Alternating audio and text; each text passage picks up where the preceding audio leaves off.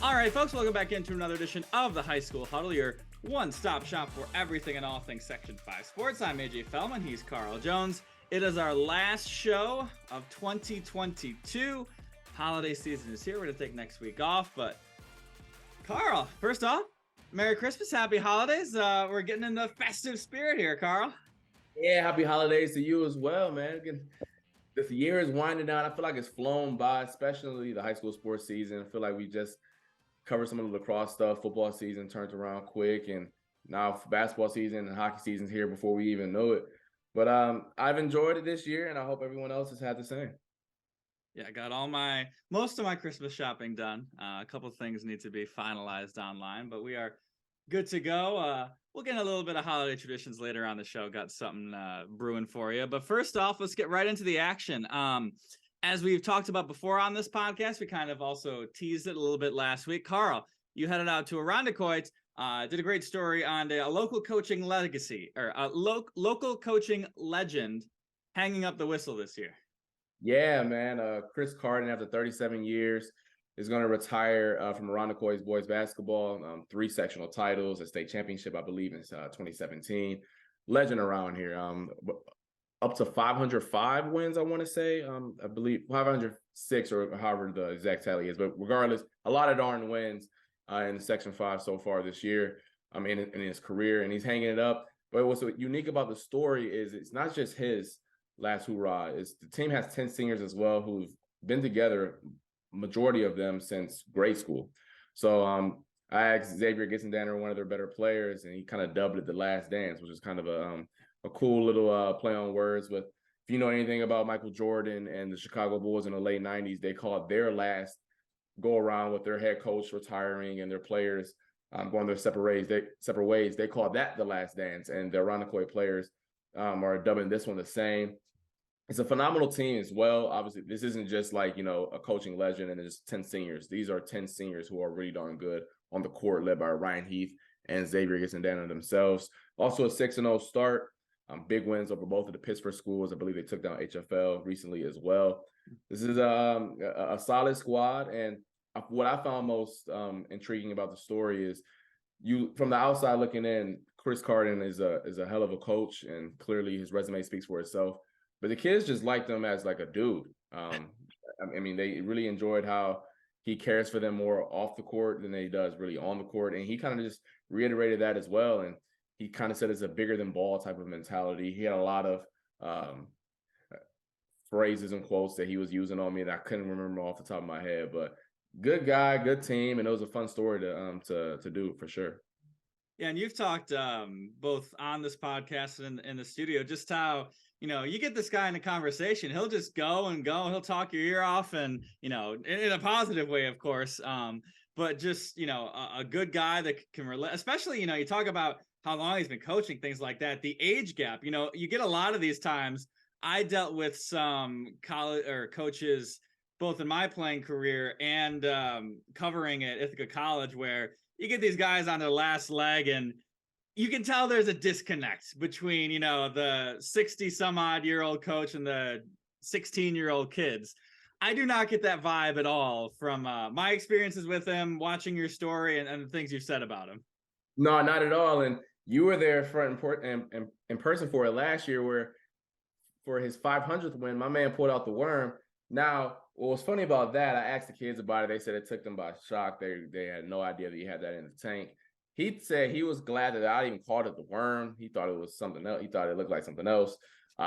It was a fun story. And then I had to ask. I was like, look, my man, is the breakdancing career over with? Or are we going to pull it out again? He said, the kids raise a sectional title. He'll do whatever they want. So if y'all want to see Cardon pull out one last funky move from the 80s, follow Irondequoit season this year. And if they raise the brick, go to that sectional title game. We'll see what he has in store for us then. No, that should be a good one. They're certainly one of, if not the favorites of Section 5 Class A this year, which we're going to get into right now with the first state rankings released by the New York State Sports Writer Association. They released on Tuesday. Now the rankings, some of these teams have played, so, not quite up to date, but, we've got our first state rankings of the season. And I think we're going to start with the boys here first. I think the biggest takeaway, certainly in boys basketball, is the lack of Section 5 teams here at the top in both Class AA and A. Irondequoit, the only team in Class A. We'll get to them a little bit later, but in AA, we have no Section 5 teams ranked this year, which is not a super surprise. It's not like Section 5 is this powerhouse, this behemoth that just powers through the state tournament every year. But we've got some quality basketball players over the year. We've got some quality teams over the year. But right now, Section 5, and I wouldn't say it's undeservedly. I'm not saying that there's a team that I'm like, are you kidding me? They didn't rank this team. But AA, no teams ranked so far in Section 5. And I think especially Aquinas got hurt with some of the players they lost to the portal, right? Let's use that terminology, right? They lost some guys transferring, so maybe the state is going to make them prove it and earn it. But those young guys that they have, they're off to a 6-1 start, I believe. So those young guns have replaced some of the guys that were ahead of them, and we'll see if a school like them can creep into the rankings at some point during the season. Yeah, they would certainly be the team to be there if we're thinking right now. Aquinas, like you mentioned, 6-1. They're only lost to Nichols out of the Buffalo area. They've got wins over McQuaid, a 1-point win over McQuaid. They beat UPrep earlier this year. They beat a good Franklin squad, a good Athena squad. So they've got some quality wins. Other honorable mention teams on that list, Edison and Victor. I don't think we've talked too much about Victor so far this year, but they are 4-0 on the season so far. The teams they've beaten so far, I don't think we're expecting too much out of any of the 4 squads they've beaten so far, but certainly, Victor starting off to a 4-0 start. And then you've also got Edison Tech as an unranked team. And I was at that game, we mentioned it last week on the show, Edison Tech versus East. That was, an up and down match. Both of these schools getting at each other. Edison pulling out the 63-59 win. I will say this, I think my biggest takeaway from that win is that these two teams were going to look a whole lot better in February. These are both some, East is a little bit younger, but some both fairly young teams. This was a big environment for both of these teams, a rivalry matchup. I just, a little bit sloppy, a little bit, not quite in sorts, some fouls early where, these players didn't need to be in the position to commit those fouls. So I will just say this for sure. You watch, if you want to, go watch the stream or something of this game and you watch these teams, they're going to play in the penultimate game of the regular season on February 7th. The quality of basketball in that second game is going to be, as you would expect with any school, is going to be a lot higher in that second game. Yeah, I can't wait. That was a game that I was really looking forward to, just hearing what you had to say about it. And those teams feel like a little bit more repetition. Right now, both those teams like to get up and down, and later in the season, some more skills, some more sets, more practice time, they'll be able to slow the game down a little bit and hopefully tighten up the quality of play. Moving down to A, as we mentioned previously, Irondequoit, the only Section 5 team ranked. They are 18th in the state.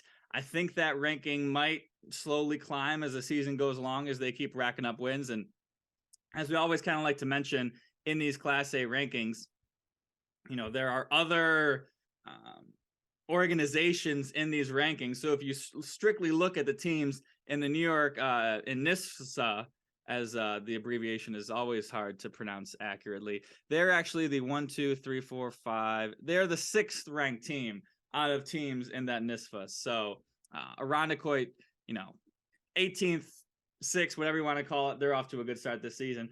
Also, I want to mention all the teams getting honorable mention, because this is a strong honorably mentioned, I feel, in Section 5. You've got Athena, you've got East, and you've got Monroe. And Carl, you've gotten a chance to see Monroe a couple times this season. They've got some ballers. They've got some guys that can certainly put the ball in the hoop and close out some clutch games. That's for sure. Yeah, man, they closed out a real clutch one against McQuaid earlier this week at home in overtime.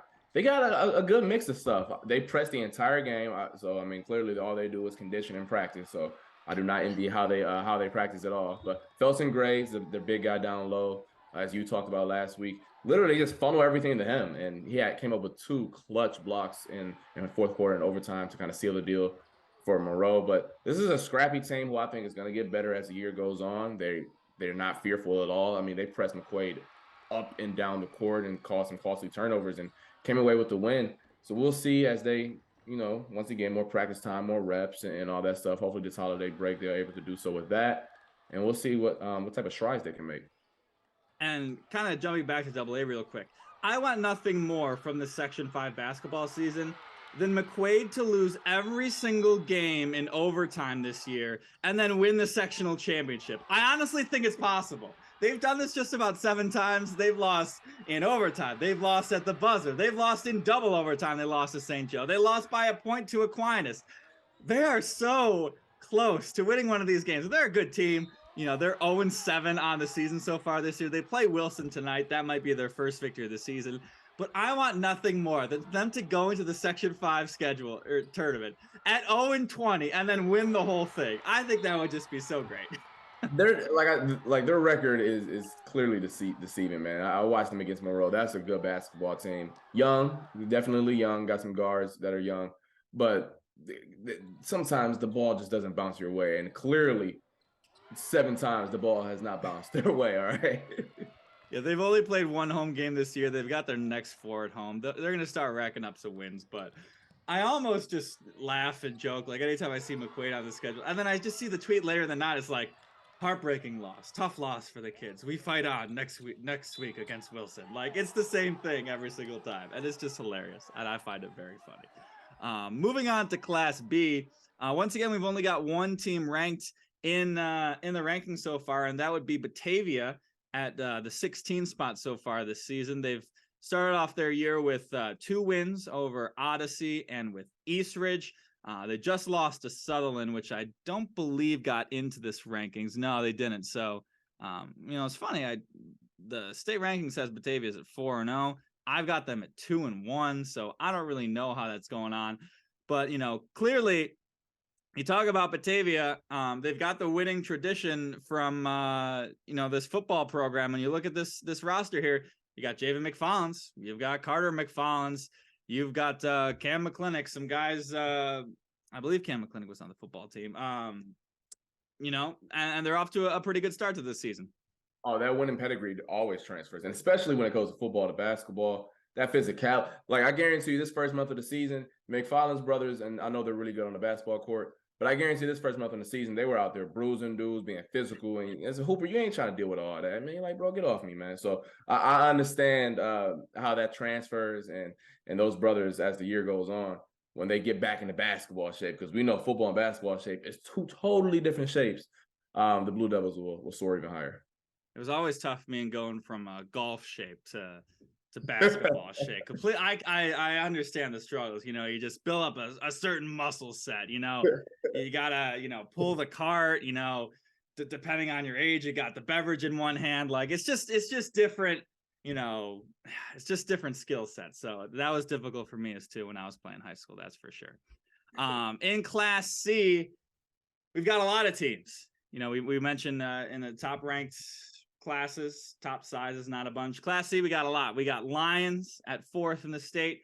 We've got Byron Burgeon at 8th in the state. We got Geneseo at 15th in the state. And we've got Avon at 20th in the state. We've also got some other teams receiving rankings: North Star, Pembroke, Rochester Academy, York.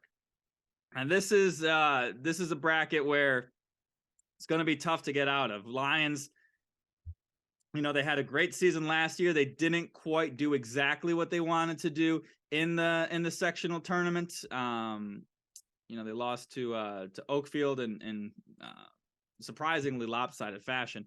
But they are just blowing teams out so far this season. They're 5-0 on the season. Their closest victory was a 29-point win. So Lions is going off this year.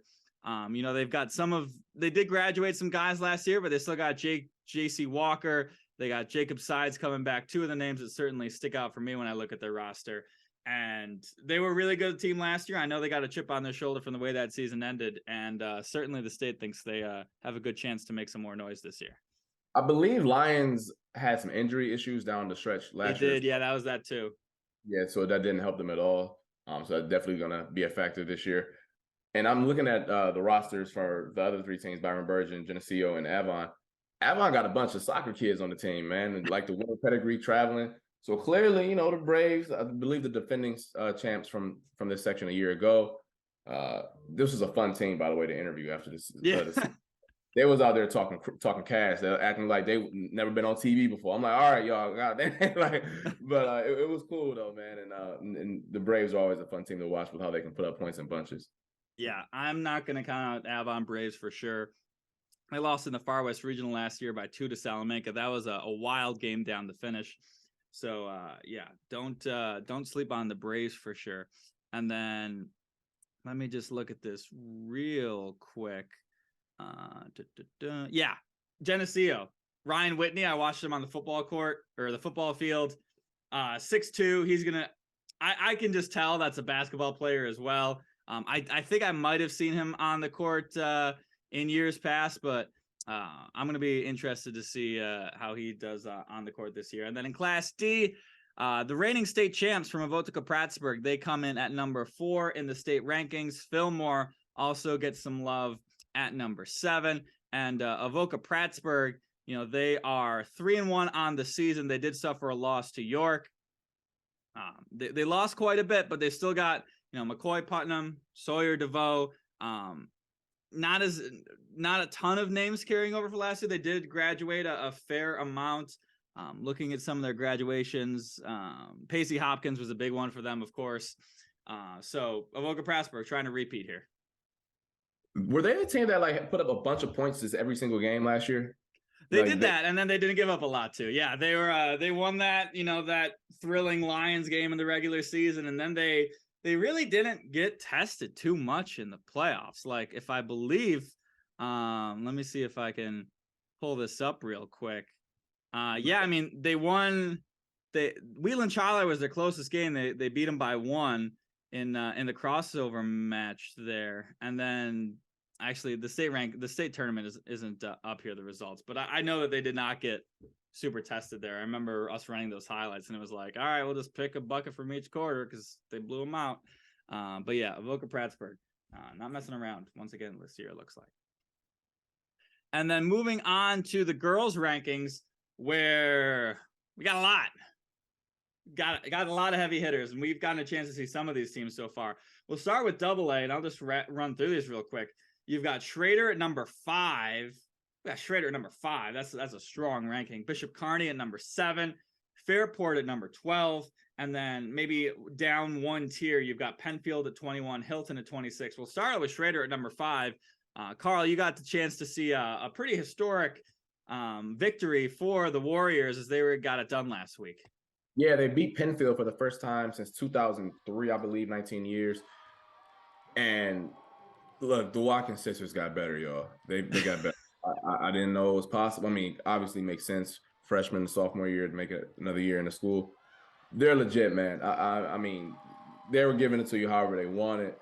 Aggressive, love to see it.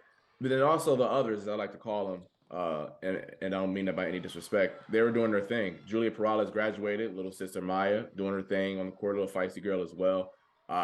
Schrader, that's a strong team.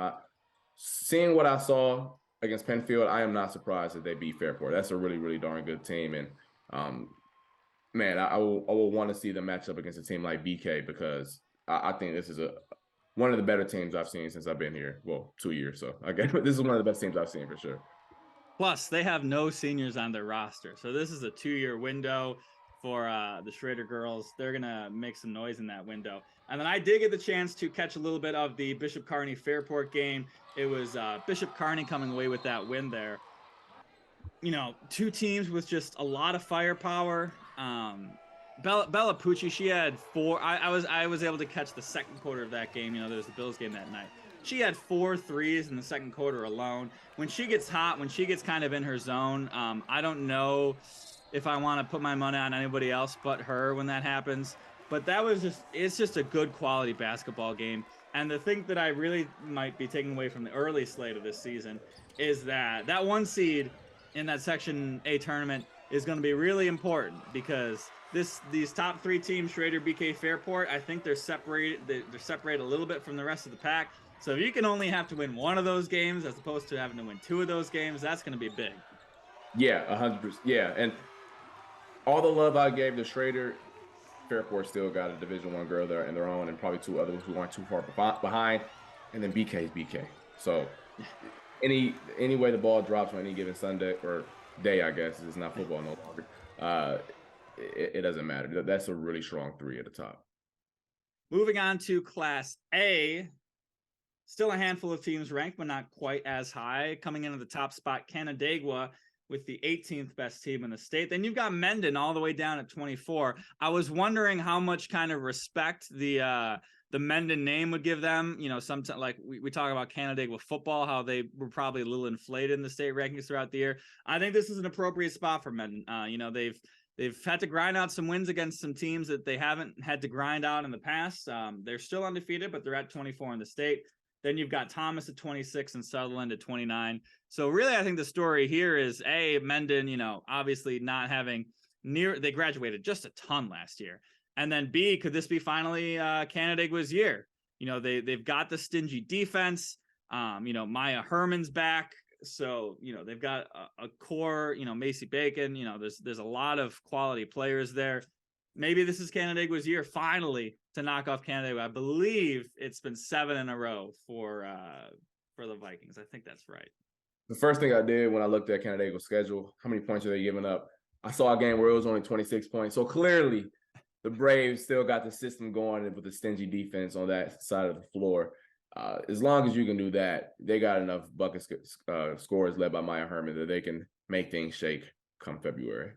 Yeah, I want to know what's going on with their gym because I'm looking at Canandaigua's schedule. They're playing their games at Finger Lakes Community College for most of this season, their home games. So I don't know if they're doing some renovations or something like that, or maybe it's just a typo or whatever, but I'll have to take a look into that. But yeah, Canandaigua does have a good matchup at the start of the new year against Fairport on January 3rd. So that should be a good one. They also got Penfield later in the season. They do not play Mendon in the regular season. So we'll see if that comes around playoff time. Then moving down to Class B, which I think is going to be a really good 1-2 punch throughout the entire season. You've got Waterloo at number 4, and then you've got Livonia at number 10. We talked a lot about Livonia last week. They did go on to beat Sutherland. You know, what else can you say about Livonia? And then Waterloo, we've talked about them too. That's going to be a tough one to match up against just about any other section in the state this year. I mean, you got girls who can get it done on both sides. You know, we've already listed off the names. But what's different about the matchup this year, because I know Waterloo got the dub last year, Waterloo has one girl who is 5'10" and taller, I believe, a senior. Kylie Buckley, I believe, is taller than that, if I'm not mistaken. So I don't know if that adds a little different dynamic to the matchup, because I know they were able to throw different bodies at her last year. She's clearly a stud, Division I player.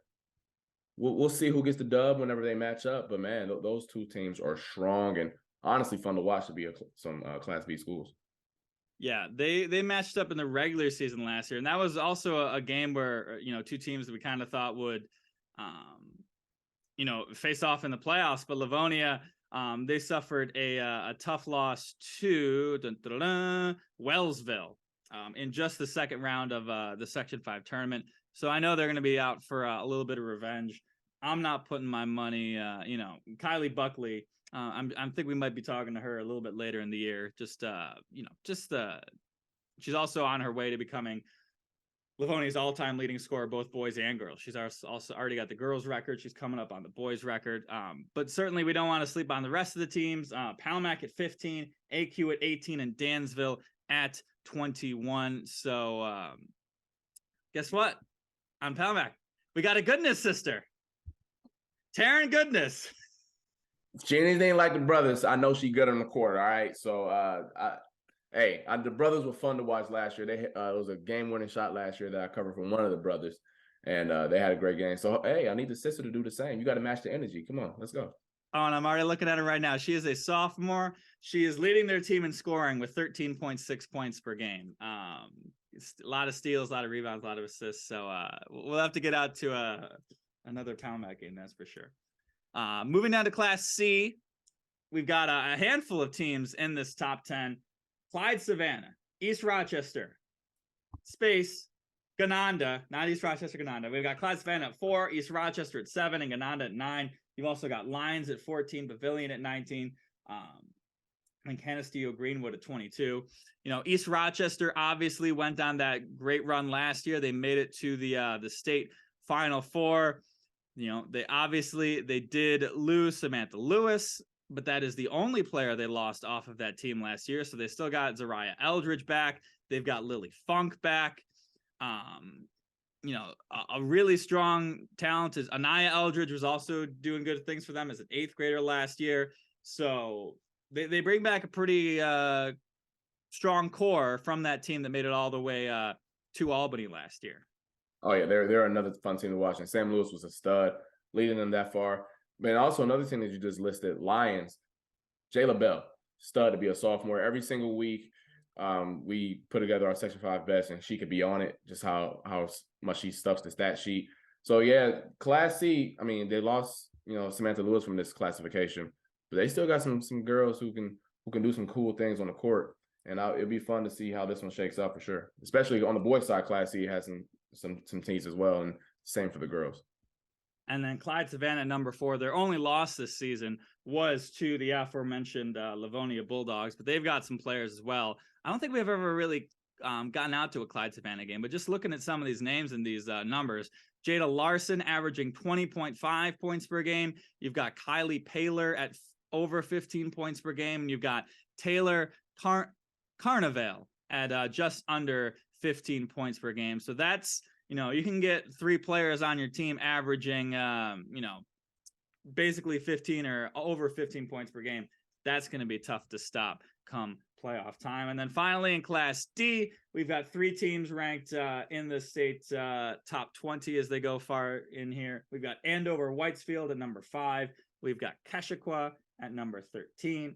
And then you've got Elba at 20. So we haven't really gotten a chance to come out and go to these schools as, some of these Class D schools are more in the Elmira area, basically. So, but props to those teams for coming out to some strong starts to this season to start off the year. So There's your state rankings. When I was reading off those names, like, wow, I really haven't heard any of these Class D schools. But shout out to them for balling so far.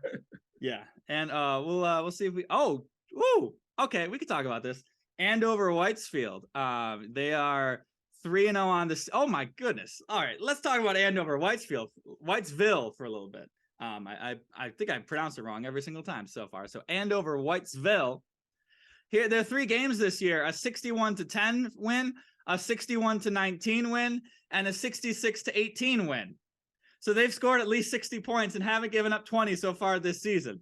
So, yowzas. And their senior captain, Vanessa Hall, is averaging 30 points per game this year. So, Andover Whitesville. Okay, then. Okay. You caught my attention. Don't know if I can make it out there, but I will be on the lookout for y'all stats from here on out for sure. Yeah, I mean, honestly, this is me Googling where Andover Whitesville is. This is a proud moment in the high school huddle, because honestly, I think this team might be okay. This is giving me directions from Andover to Whitesville, so I'm just gonna assume the one. Is it? You know what? There we go. We got it. They are basically in Pennsylvania. So yeah. So I'm sure they're covering our good friends down in the Elmira area. I'm sure they're getting their hands on them as well. But basically in Pennsylvania, Andover, Whitesville, Vanessa Hall is, I believe, just about, almost. She's almost doubling up her opponents on aggregate so far this season. So shout out to them so far this season. But that'll do it for our rankings here. Carl, as we go to the holiday, the break here, going to be off next week. What are you most looking forward to for the holiday season? Man, being able to go back home. I'm blessed with how the schedule worked out. Sucks for you and Thad, but how the schedule works out, I'm able to go home for both New Year's and Christmas. So anytime you get back to Cleveland, celebrate with the fam, get to see them. It's always good, man, especially when, you kind of take for granted some of the times that you spend with your people before they move on. And I'm just looking forward to that, man, for sure. And we talked about this last year. The Feldman family domino game. That's what I'm most looking forward to. And guess what I'm doing this year? I made odds for the Feldman family dominoes. I'm going to put it in Feldman's favorites. I'm going to list it on the show right here. If anybody wants to bet on the Feldman family domino, I will be your bookie for this game. We've got myself as the favorite. We got to make myself the favorite. I have won this thing. We started keeping track of this in detail in 2012. We played long before, but we never kept the scores. I won it 6 times in those 2, 4, 6, 8, 10. 6 times. That's actually I'm doing math somewhere wrong. I've won it 5 times. There we go. 5 times in those 10 years. I'm at plus 200. My dad, the reigning champ, he was slumping for a while. He won it last year, plus 230. My sister, plus 360. She's won it 3 times. She has not fared so well in the last 3 years. She's got plus 360.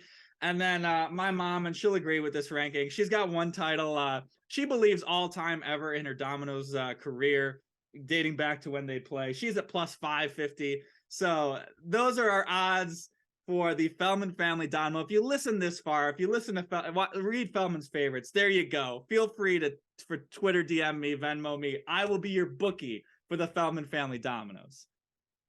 If you need your rent paid and if you need a new car note, bet on AJ. Okay, y'all bet on AJ if you need something to be paid. I know, hey, for y'all for the holidays, you wanted that new Camaro. You saw it on the commercial, but this is the way to get it done.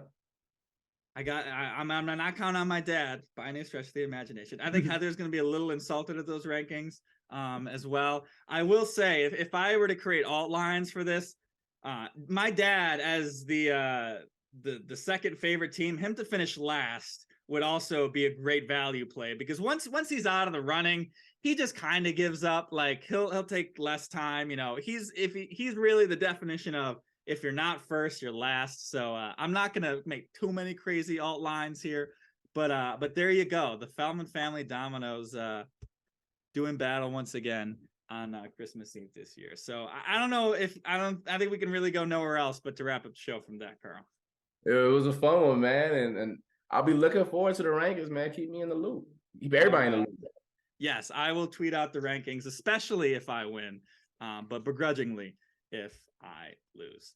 So that'll do it for us on the High School Huddle. As we previously mentioned, we will not have a show next week because of the holiday.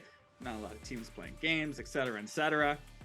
But obviously, you can find all our coverage on RochesterFirst.com. We got the Rainbow Classic tonight, so that'll be a good one for us. The Scott Zahn Memorial Classic that was supposed to be tomorrow, with all this weather going on, postponed to a date to be determined later. So honestly, it probably works out pretty well for us, because I don't know if we would have had the manpower to get out there. So hopefully we can get out there. But that'll do it for us tonight on the High School Huddle. For Carl Jones, I'm AJ Feldman. You can find us on Spotify, Apple Podcasts, RochesterFirst.com, and YouTube. We will be back in 2023.